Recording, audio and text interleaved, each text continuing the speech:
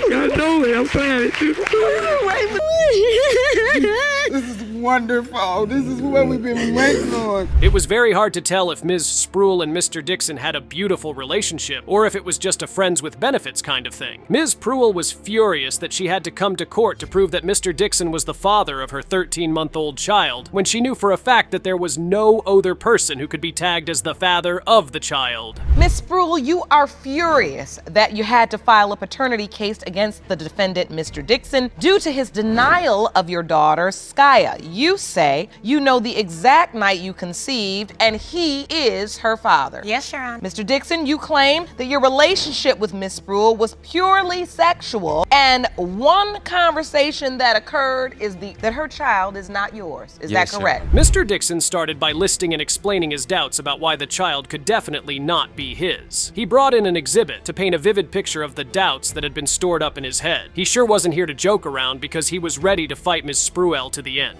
So she goes around showing pictures and, you know, excited about it, showing to her coworkers, her bosses and everything. Except for one particular coworker comes out of the blue and was like, whoa, wait a minute, pause. No, that's not his baby, that's my brother's baby. Like, whoa, wait a minute. Why would this girl come out of the blue and claim that this is her brother's baby just like this? So I have my doubts that this is my child. Mr. Dixon had proof to back up his claim. Apparently, Ms. Spruill wasn't being a faithful partner during their relationship. He said she had 2 different phones she used for 2 different purposes. The first phone was to post everything about herself on Facebook, and the other phone was to talk to other men whom she happened to be intimate with. Well, at least so he claimed. Kamaya has 2 phones. She had one phone that she used to be on the internet and she posts her whole entire life on Facebook. She has another phone where she texts and calls. She plays like she's 2 people on Facebook. He has that number. He's not allowed to have my main number. We have no communication because, like I said, he's not allowed to have your main number, and he's the father of your child? We're gonna go to why he can't have my main number. Now, Mr. Dixon had time to defend himself since he claimed he wasn't the father of the child. It was Ms. Spruill's turn to speak up, and she had some truths to let out of her chest. Mr. Dixon was not loyal at all. While he claimed to be away for work purposes, he got himself another baby with a different woman. It wasn't even 7 months. Mr. Dixon had a whole nother child while he was still with me. He was still with me. So what was he doing in Alabama? Making babies. Yeah, he was doing in some work. He put in a lot of work.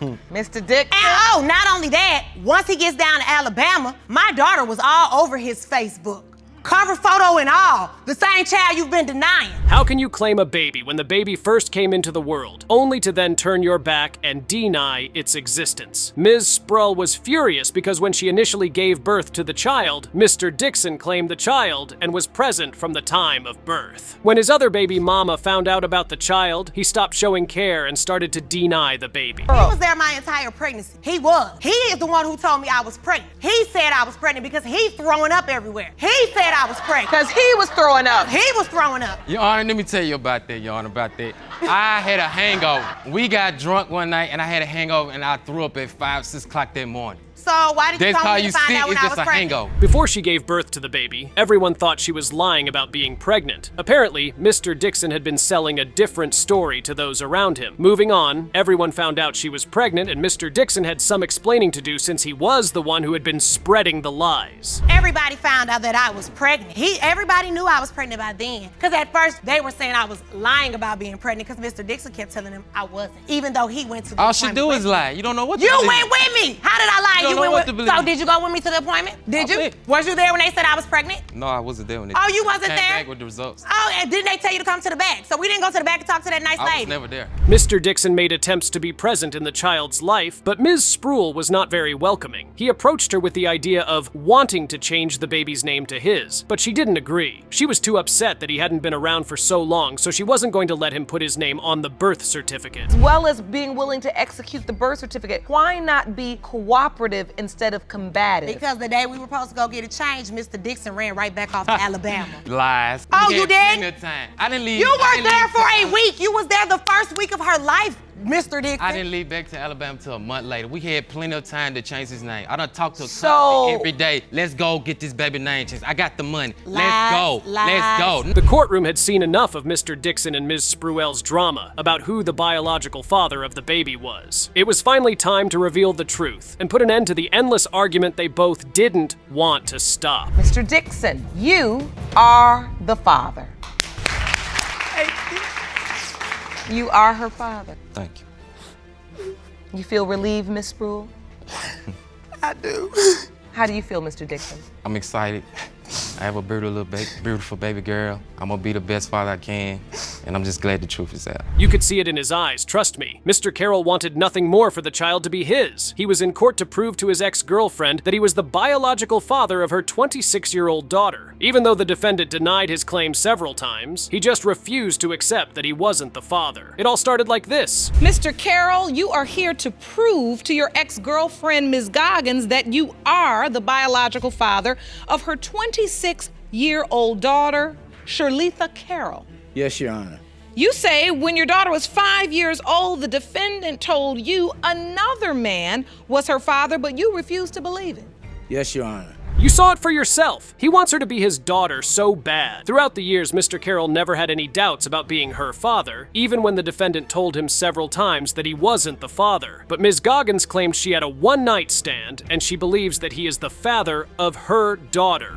Jesse, we were basically broken up, and then I end up going to her father saying that I needed someone to talk to, so me and him end up having sex, and I knew that it was The one-night stand. the hairdresser, and he said that I told him 5 years later, which it wasn't 5 years later, because when I was pregnant with her. If he was hoping to convince Ms. Goggins about being the father, he definitely failed at that. Her mind was fixed on the fact that he was not and could not be the father of her child. Mr. Carroll recalled their relationship being shaky at the time, and throughout their time together, Ms. Goggins never told him she wasn't his child. First of all, me and Tina at that time was still in a relationship. It was just shaky. Lily was 5 years old, and she came over my mother's house, and she told me that she had something to tell me. And then she told Lily would go off. She's 5, so she's trying to go off or whatever. She was like, "No, Lily, I want Lily to hear this." You know, when she told me Lily was not my daughter, Lily was standing right there, because I will never forget That's the face not that true. she had. Moving on, Ms. Goggins remembered the period when she gave birth to her daughter. Mr. Carroll was in the hospital, and he cut the cord. But the moment he saw the baby, he asked Ms. Goggins whose child it was because she was too light-skinned. From that moment on, Ms. Goggins decided that the baby could not be his. Every room with me, you seen her and you said, "Wow, whose baby is this? She's so white." I knew from there that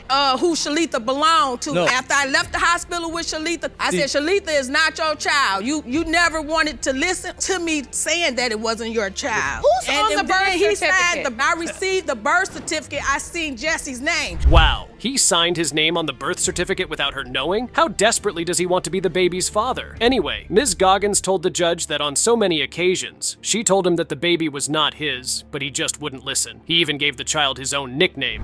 That's why I'm here today, to show people that Lily is. She doesn't look like you. She looks just like her dad. Look, she got my name on that birth certificate. That's my name. She got my name. You put it on there without my consent. I gave Lily that name, Lily. That nickname, I done that. Lily was my daughter. That's my nickname. That Shirletha is my family. That's her name from my family. But it didn't come from you. It's my people in my family, No, though. it's not. The back and forth between Mr. Carroll and Ms. Goggins was getting too much, so the judge decided to ask the daughter in question if she had ever felt the presence of Mr. Carroll in her childhood. Here's the reply she gave to the judge. Your Honor, yes, I have, but to be honest, Jesse hasn't been in my life. You know, I'm just going off of pictures. You know, basically, pictures, he was there. He was with me as the father, with me and my sister. He was in the home as a family. But as time went on, I was with the other guy, which I have proof right here. I was with his family. Well, that complicates the whole situation. At least she told the truth. Ms. Goggins wasn't the only one who believed that he wasn't the father. Mr. Carroll's wife also believed that her husband was not the biological father, and she couldn't understand why he couldn't let go. Ms. Goggins she told him years ago that she was not his daughter. And the only way I would know, because I came into the situation after the 5-year period, somewhere in there, which was, I never would say anything like that to Shirletha. But you Why? did. Because I She have did. my own children. She I'm did. the one brought us here today because I think she should know. Now that's one plot twist I didn't see coming. If he isn't the father of your child, why send him a letter thanking him for accepting the child? Something doesn't sound right. Anyways, Judge Lake heard enough of their testimony, so she determined that DNA was vehement in this paternity conflict. Here are the results. Mr. Carroll, you are her father. My baby. I know my baby. I know it. I'm trying to. Oh my God! I told you, girl. I told you. You tell the truth. Sorry.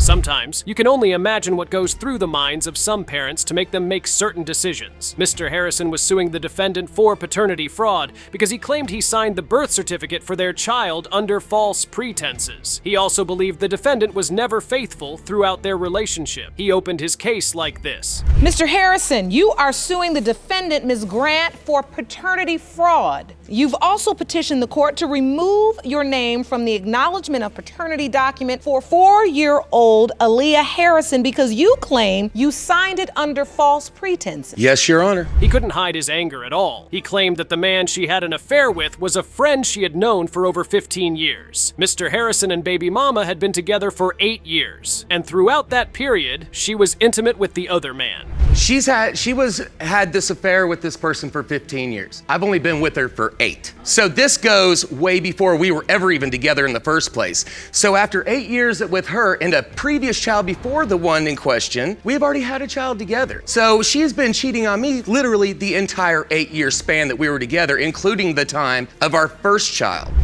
So, baby daddy was actually right about the affair going on for a long time. As she could recall, she had known the other man since she was 18 years old. She claimed he helped her with little things like taking care of her first child and sorting out the bills. And on some days, they would kick it in bed, even while she was in a relationship with Mr. Harrison. Person was a friend of mine. I had met this person when I was 18 years old. I was a single parent of a 2-year-old daughter at the time. He helped me with her. He helped me financially. He has bought cars. He has paid rent. He has paid bills.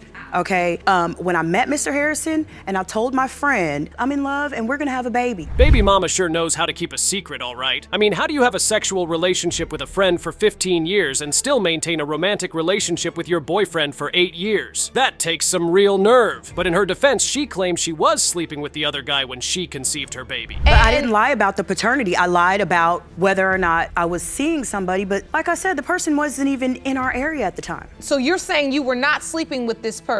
Not at that time, no. During the time Aaliyah was conceived? But how am I supposed to ever believe that after an entire 8-year relationship? Aaliyah's only 4 now. There you have it, baby. Mama has some serious nerve to say something like that after cheating throughout the relationship. Well, guess what? Baby, daddy wasn't a saint either. He also stepped out of the relationship and kicked it in bed with another woman. But all that didn't matter to him. He was just tired of baby mama's lies. I tried, and it wasn't, I love her and I love my kids so much, you know, that I was willing to bend over backwards and forgive her for all of her misdeeds, all of them. What about all your misdeeds? Every single Don't sit one there of and them. act like you haven't cheated on me.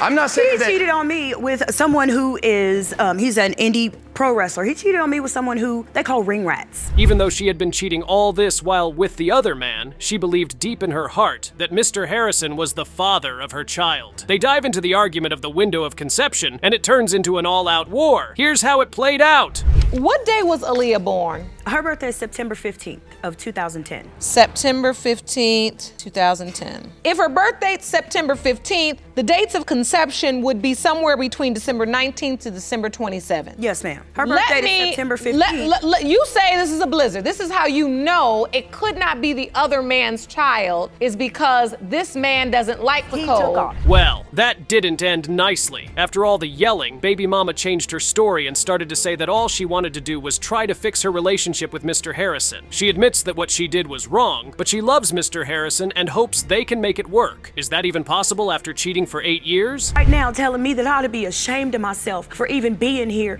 to prove to this man who I am in love with at this very moment, even though he is accusing me of not knowing who the father of my child is, that I ought to be ashamed of myself for wanting to come in front of you and prove to him and the rest of the world that yes, I've done wrong, but I'm willing to admit that and I'm willing to right those wrongs for my children.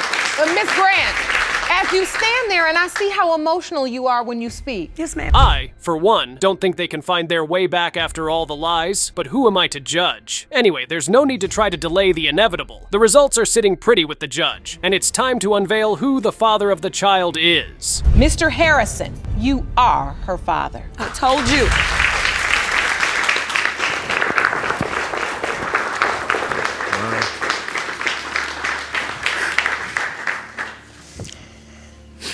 I'm happy.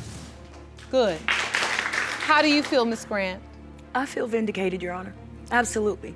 I may have lied about my affair, but I know who the father of my child is. As far as frustration goes, Mr. Poris had taken enough from his ex-girlfriend. He was in court with his mother to free himself from the accusations that he was the father of his ex-girlfriend's child. He claimed she ruined his life and is not trying to pin the baby on him, even though he's been paying child support. Mr. Poris, you and your mother have petitioned the court for a DNA test because you are certain you are not the father of the defendant's daughter, Ava. Correct, You Your say your life has been ruined and need today's paternity results to set the record straight. Is that correct? Correct, Your Honor.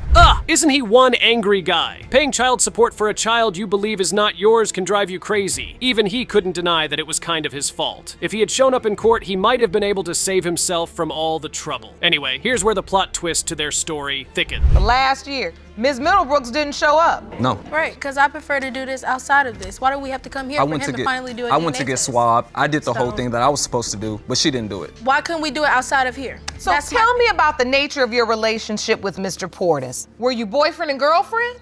We started talking first and then eventually started dating. As if that wasn't enough to bring down the roof of the courtroom, Ms. Middlebrooks had another boyfriend while she was messing with Mr. Poris. And when he found out, he wasn't going to stick around to find out if he was the father of the child. After she got pregnant, a letter she sent them.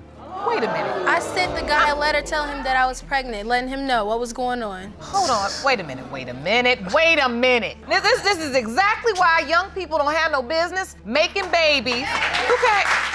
You can't even tell the story to make no sense. Right. Miss Middlebrooks, what was your relationship with this other guy? We were dating. When? Before.